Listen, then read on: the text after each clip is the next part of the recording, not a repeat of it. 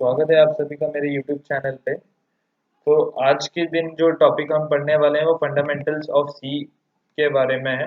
जो लास्ट जो लेक्चर्स देखे हैं, जो टॉपिक्स पढ़े हैं हमने, वीडियोस जो देखे हैं, तो उसमें इंट्रोडक्शन जो है वो कवर किया गया था। इंट्रोडक्टरी पार्ट था जो सी का, वो कवर किया गया है। एंड उसके बाद में टाइप्स ऑफ लैंग्वेजेस जो था वो किया गया है। हाँ हाँ सुन आज रहा के हूँ। हाँ आज हाँ जो सुन हम रहा पढ़ने हूँ। वाले हैं वो फंडामेंटल्स जो है वो सी प्रोग्रामिंग के बारे में, उसमें उसके बारे में डिटेल स्टडी करेंगे। तो फंडामेंटल से ये वर्ड जो है, इससे खुद हमें समझ में आता है कि जो भी चीज़ सी के अंदर इंक्लूड हो रही है उसके बारे में हम पढ़ने वाले हैं। फंडामेंटल्स मतलब टॉपिक्स जो भी आने कुछ स्पेसिफिक वर्ड होता है, मतलब हर एक चीज़ का। अगर मैं मैथमेटिक्स के बारे में अगर स्टार्ट करूँ, एक सब्जेक्ट के बारे में, पढ़ाई के बारे में स्टार्ट करूँ, तो उसके फंडामेंटल्स जो होते हैं वो मुझे समझने बहुत ज़्यादा इंपॉर्टेंट होते हैं। तो वो अगर उसका नॉलेज हो जाता है तो मैं बाकी चीज़ आसानी से समझ पाता हूँ। कोई भी चीज़, कोई भी सब्जेक्ट इजीली समझ पाता हूँ। तो ये जो फंडामेंटल्स, जो जो टॉपिक आने वाले हैं, जो जो चीज़ें होने वाली है उसमें इंक्लूड होने वाली है सी में, जो प्रोग्राम करते हैं हम, उसके बारे में बात की गई। अभी टोकन्स जो है वो स्मॉलेस्ट यूनिट है प्रोग्राम की। स्मॉलेस्ट यूनिट मतलब एक छोटा भाग होता है एक प्रोग्राम का। मतलब अगर मैं एक वेरिएबल को भी कंसिडर करता हूँ, जैसे कि ए एक वेरिएबल है जिसकी वैल्यू मैंने 10 कंसिडर कर ली, तो वो मेरा टोकन है। मतलब हर एक हर एक प्रोग्राम या कोई भी चीज़ का स्मॉलेस्ट पार्ट, जैसे कि ह्यूमन बॉडी के सेल्स को मैं कंसिडर करता हूँ, तो वो स्मॉलेस्ट यूनिट है पूरे ह्यूमन बॉडी का। तो उसमें हम एक प्रोग्राम का अगर एग्जांपल कंसिडर करें तो टोकन जो है स्मॉलेस्ट यूनिट होता है। अगर मैं वर्ड्स को भी कंसिडर करूंगा तो वर्ड्स भी मेरे स्मॉलेस्ट यूनिट होंगे। तो एक स्मॉलेस्ट जो यूनिट होता है प्रोग्राम का, उसको टोकन बोलते हैं। और टोकन, ये सारे टोकन्स का एडिशन मुझे एक जो प्रोग्राम है वो आउटपुट में लाके देगा। मतलब एक प्रोग्राम डिजाइन कर पाऊंगा मैं यूजिंग दिस टोकन। स्मॉल जो जो टोकन्स होते हैं, इनका यूजेज करके मैं एक प्रोग्राम को कंस्ट्रक्ट कर पाऊंगा। ठीक है। अभी नेक्स्ट टॉपिक जो है वो कीवर्ड्स है। मतलब टोकन्स में ही हम सब टॉपिक जो पढ़ रहे हैं वो कीवर्ड्स हैं। कीवर्ड्स क्या होते हैं? Keywords itself defines, it is the important. और कीवर्ड्स जो होता है, वर्ड्स, इसमें कुछ वर्ड्स ऐसे होंगे जिनका इंपॉर्टेंट मीनिंग होगा। कीवर्ड्स जो है उनका प्री डिफाइंड मीनिंग होता है सी प्रोग्रामिंग में। जैसे कि जैसे कि अभी हम नॉर्मली कोई एक सब्जेक्ट में बात करें, मैथमेटिक्स का एक एग्जांपल कंसीडर करते हैं, मैथ्स के सब्जेक्ट का। तो जिसमें एडिशन अगर मैं बोलता हूँ तो उसका एक मीनिंग है, वो एक कीवर्ड है जिसका मुझे मतलब पता है कि अगर दो या तीन से ज़्यादा वेरिएबल को भी मैं दो वैल्यूज़ को कंसीडर करूँगा, पकड़ूंगा, तो उनका एडिशन ही मुझे आउटपुट में मिलेगा। मतलब अगर 2, 3 एंड 4, अगर इन सब वेरिएबल्स को मैं एडिशन, मतलब एडिशन का यूजेज करने वाला हूँ उसमें, तो उनका ऐड होके मुझे एक स्पेसिफिक आउटपुट मिलने वाला है। तो कीवर्ड ऐसी चीज होती है जिसका एक प्री डिफाइंड मीनिंग है सी लैंग्वेज में। हम ह्यूमन डिफाइंड या यूजर डिफाइंड भी कीवर्ड्स के बारे में पढ़ेंगे, बट एज ऑफ नाउ जो हमारा पढ़ने का जो इम्पोर्टेंट पॉइंट है वो प्री डिफाइंड मीनिंग वाले वर्ड्स हैं, जिनको कीवर्ड्स बोलते हैं, जिनका अलग से मीनिंग है। और वो मीनिंग को हमको एक बार समझ के लेना है, और उनको यूज करके हम न्यू प्रोग्राम जो है वो डेवलप करेंगे। तो टोटल जो है 32 कीवर्ड्स होते हैं सी प्रोग्रामिंग में। मैं बता देता हूँ कौन से होते हैं वो। Auto, break, case, char, const, continue, default, do, double, else, float, for, far, go to, if, int, long, near, return, short, sign, static, structure, switch, union, unsigned, void, while, typed and register। ये सारे जो है वो pre defined है। मतलब इन सब का जो यूजेज करने के बाद में हम स्पेसिफिक आउटपुट जो है जनरेट, या एक प्रोग्राम बनाने के लिए हम बना सकते हैं एक प्रोग्राम। ठीक है, इन सब चीज़ों का जो यूजेज करके। देन कीवर्ड जो है वो लोअर केस में, ये बहुत ज़्यादा इंपॉर्टेंट चीज़ है और मैं चाहूँगा कि आप इसके ऊपर गौर ज़रूर फरमाइएगा। कीवर्ड जो होते हैं वो सारे लोअर केस में। अगर मैं चाहता तो इफ और एल्स की कंडीशन जो है वो अपर केस में, आई कैपिटल हो सकता था मेरा, या ई कैपिटल हो सकता था। बट जैसे कि सी एक केस सेंसिटिव लैंग्वेज है, जिसमें अपर और लोअर की दोनों की मीनिंग अलग होती है। अगर मैं कैपिटल आई लिखता हूँ और स्मॉल आई लिखता हूँ, तो मैं दो सेपरेट वेरिएबल कंसिडर करूंगा, दोनों की अलग अलग वैल्यू होगी। ठीक है। तो इफ तो हमको इफ एल्स की जो कंडीशंस है या ब्रेक की कंडीशंस बोलेंगे हम, तो लॉजिकल कंडीशंस में यूज होने वाली है। तो वो कीवर्ड्स हैं, प्री डिफाइंड कीवर्ड्स है जिनका हम यूज करेंगे। देन नेक्स्ट टॉपिक जो आ रहा है टोकन में, सब टॉपिक हम पढ़ने वाले हैं वो कांस्टेंट का है। Constant and variable, constant itself defines की उसकी वैल्यू सेम रहने वाली है। हम पढ़ते आए हैं अभी तक, कांस्टेंट का इतना डिफिकल्ट नहीं है समझना कांस्टेंट को, कि पूरे एक ऐसे अल्फाबेट्स होते हैं, सिंबल्स होते हैं जिनकी पूरे प्रोग्राम में throughout the program has the same value. पूरे प्रोग्राम में या पूरे जो फंक्शन होगा जिसके बारे में हम पढ़ेंगे, तो उसमें एक सेम वैल्यू कंसिडर होगी, उसमें चेंज नहीं होगी। वेरिएबल की वैल्यू हमेशा चेंज होती रहती है। एक एग्जांपल है ये वाला, अगर हम इसमें देखते हैं तो a की वैल्यू जो है वो 2 दी गई है और i की वैल्यू 1 दी है। तो a क्रॉस i, a और i का मल्टीप्लिकेशन करूंगा मैं तो डेफिनेटली 2 इंटू 1 तो 2 ही आएगा, ठीक है। तो बट मैं i की वैल्यू जो है वो वेरी कर रहा हूँ, वेरिएबल को समझने के लिए मैं वेरी का यूज कर रहा हूँ, वेरी जो वर्ड है उसका यूज कर रहा हूँ समझने के लिए। तो वेरी होते जा रही है वो, इसके लिए डिफरेंट डिफरेंट वैल्यूज आ रही है हर टाइम पे। अभी आई की वैल्यू अगर यहाँ पे चेंज हो गई तो टू, ए की वैल्यू तो फिक्स्ड है, वो कांस्टेंट है, तो 2 2 4 आ रही है वैल्यू। देन उसके बाद आई की वैल्यू चेंज होगी, 3 हो गई, जिसकी 2 3 6 हो गई। तो आई की वैल्यू ऐसे ऐसे करके चेंज होते जा रही है और ए की वैल्यू जो है वो कांस्टेंट रहने वाली है। तो ये सिंपल है, इतना अंडरस्टैंडेबल है, ज्यादा कॉम्प्लिकेटेड नहीं होगा समझने में। स्ट्रिंग्स जो होती है वो सीक्वेंस ऑफ कैरेक्टर्स होते हैं, एंक्लोज्ड इन डबल स्कोर। जब हम सी पढ़ेंगे तो कुछ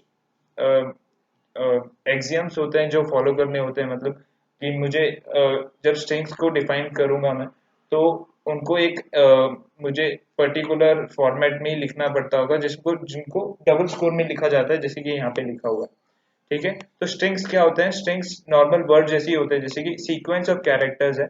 अगर मैं ए एक ए जैसे कि ए को कंसीडर करता हूँ तो वो मेरा अल्फाबेट है, तो अल्फाबेट को मिला के एक वर्ड बनता है, ठीक है।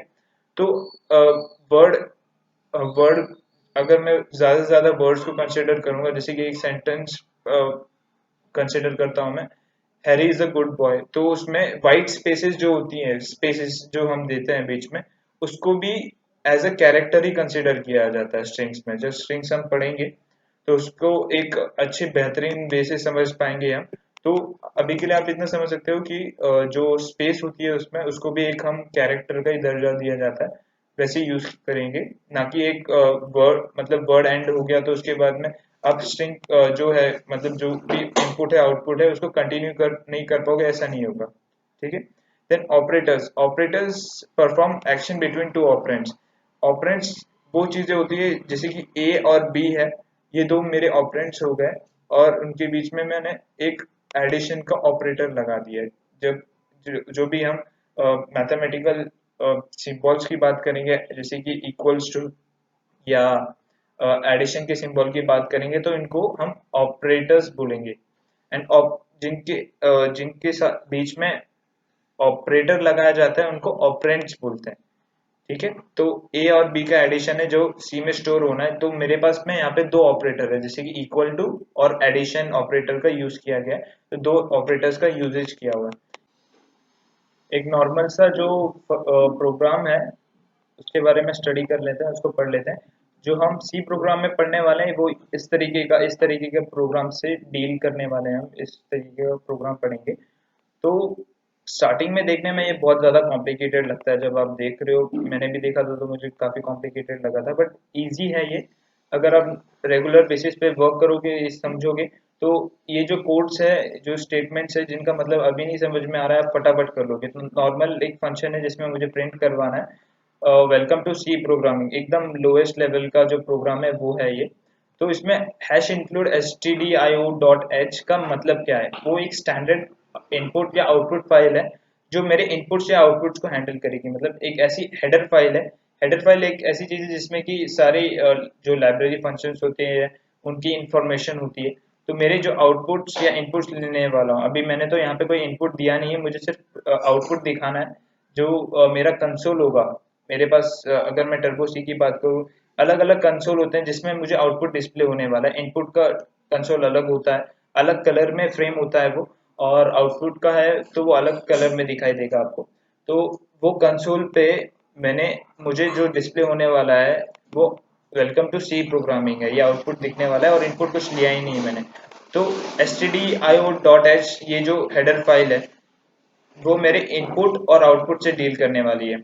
अभी ये जो नेक्स्ट है वो मेन फंक्शन है।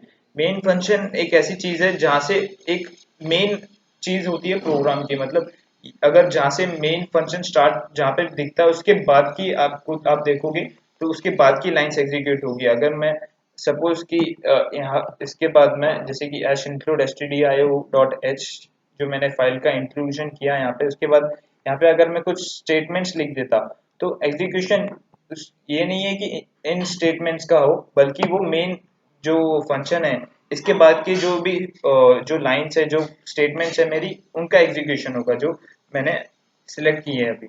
तो इनका एग्जीक्यूशन होगा। जैसे कि प्रोग्राम में मैं कभी भी अगर मैं एंड में भी लिख देता हूँ मेन स्टेटमेंट, तो उसके बाद में आने वाले स्टेटमेंट्स का एग्जीक्यूशन होता है, ना कि उससे पहले वाली। तो प्रोग्राम वहां से स्टार्ट होगा जहां से मेरा मेन फंक्शन स्टार्ट हुआ है, ठीक है।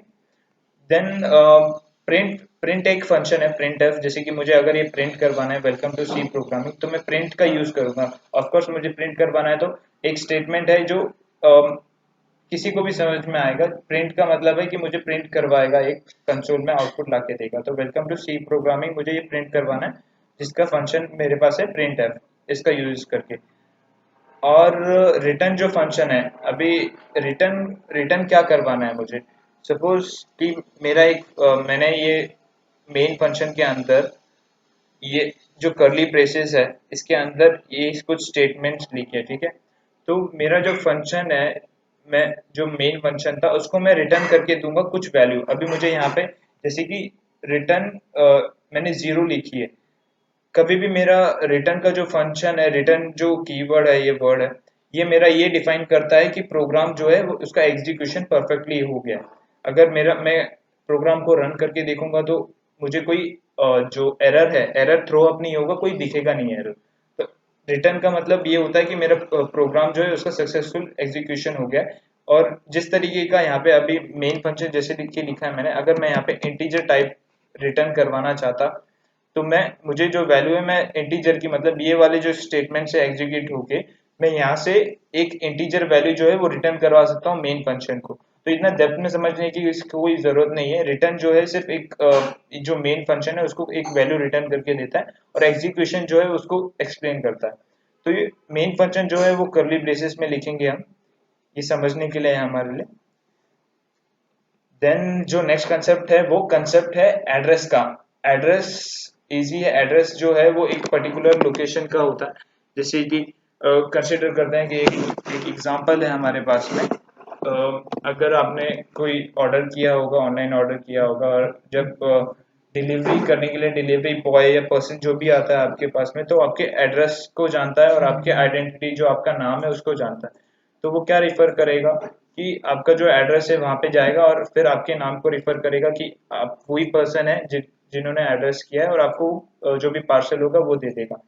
तो एड्रेस एक ऐसी चीज होती है प्रोग्राम में कि मुझे प्रोवाइड करनी होती है। अगर मैं कोई एक यूजर से इनपुट ले रहा हूँ तो मुझे उस पर्टिकुलर लोकेशन पे, अभी अगर मैं मेरे मशीन की बात करूँ, जो जो कंप्यूटर है मेरे पास में, वो 32 GB का है, जिसका इंटरनल स्टोरेज, इंटरनल रैम जो है वो 32 बाइट्स का है, ठीक है। तो मैं एम परसेंट का यूज करता हूँ। एक एम परसेंट जो होता है वो एड्रेस को डिफाइन करता है, मतलब एक एड्रेस पर्टिकुलर लोकेशन पे, वो मैं नहीं जानता हूँ कि इधर जाके स्टोर हो जाएगा, बट मुझे एक वैल्यू स्टोर करनी है पर्टिकुलर लोकेशन पे जाके। तो मैं एक एम परसेंट जो है उसका यूजेज करूंगा कि मेरी जो वैल्यू है मैं यूजर से लेने वाला हूँ वो एक जगह पे जाके स्टोर हो जाए, ठीक है। तो एड्रेस का जो कंसेप्ट है आप ज्यादा बेटर समझोगे, अपकमिंग वीडियो जो है उसमें ज्यादा बेटर वे में एक्सप्लेन किया जाएगा। Initialisation and declaration. इनिशियलाइजेशन एक ऐसी चीज होती है जैसे कि सबसे पहले तो डिक्लेरेशन होता है। इनिशियलाइजेशन बाद में आएगा डिक्लेरेशन के। डिक्लेरेशन मतलब मैं एक वैल्यू जो है, अगर मैं एक वेरिएबल है उसको डिक्लेयर कर रहा हूँ, मतलब उसको मैंने एक लिख दिया, जैसे कि एक प्रोग्राम में मैंने ए लिख दिया तो उसका वो डिक्लेरेशन हो गया। मतलब इस प्रोग्राम में मैं ए का इस्तेमाल करने वाला हूँ। इससे फर्क नहीं पड़ता वो किस डेटा टाइप का है। डेटा टाइप हम पढ़ेंगे जैसे कि कैरेक्टर अलग चीज होती है, नंबर्स अलग चीज होती है, जैसे कि डेसिमल्स नंबर होते हैं, हेक्साडेसिमल नंबर होते हैं, तो वो डेटा टाइप हो गया। मतलब मैं भी जो भी इनपुट लेने वाला हूँ यूजर से वो किस तरीके का है वो डेटा टाइप हो जाएगा। तो मैं यहाँ पे डेटा टाइप के बारे में नहीं उलझूंगा, अभी सिर्फ डिक्लेरेशन के बारे में समझ लेते हैं। तो मैं एक प्रोग्राम में ए भी लिख देता हूँ तो वो उसका डिक्लेरेशन हो गया, और मैं ए के अंदर अगर एक वैल्यू असाइन कर देता हूँ 10 तो वो उसका इनिशियलाइजेशन हो गया। मतलब प्रोग्राम में एक ऐसी चीज है जिसने एक ऐसी आइडेंटिटी है जिसने 10 जो है वो वैल्यू स्टोर कर ली है। मतलब 10 की जो आइडेंटिटी है वो ए है, और ए का एक एड्रेस होगा स्पेसिफिक जो हमने इनिशियलाइज मतलब डिक्लेयर किया है। जैसे मैं एक वैल्यू डिक्लेयर करूंगा ए, तो एक वो पर्टिकुलर एड्रेस पे जाके स्टोर हो जाएगी। मतलब ए वेरिएबल जो डिक्लेयर किया है मैंने वो एक एड्रेस पे जाके स्टोर हो जाता है, और उसके बाद में आप उसमें वैल्यू जो है असाइन कर सकते हैं। जैसे कि 10 मैंने दिया है, मैं यूजर से भी कर सकता हूँ या मैं पहले से डिफाइन कर सकता हूँ, start at the start of the program भी मैं यूज कर सकता हूँ। सो आई होप जो कंसेप्ट है प्रोग्राम जो फंडामेंटल्स के बारे में हमने पढ़ा है वो क्लियर होगा। आज का टॉपिक जो है वो इजीली आप समझे होंगे, और ऐसी ही और वीडियोस देखने के लिए आप चैनल को सब्सक्राइब कर सकते हैं, और होप करूंगा कि आप अपकमिंग वीडियोस भी ज़रूर देखें। Thank you for watching my videos. Have a good day.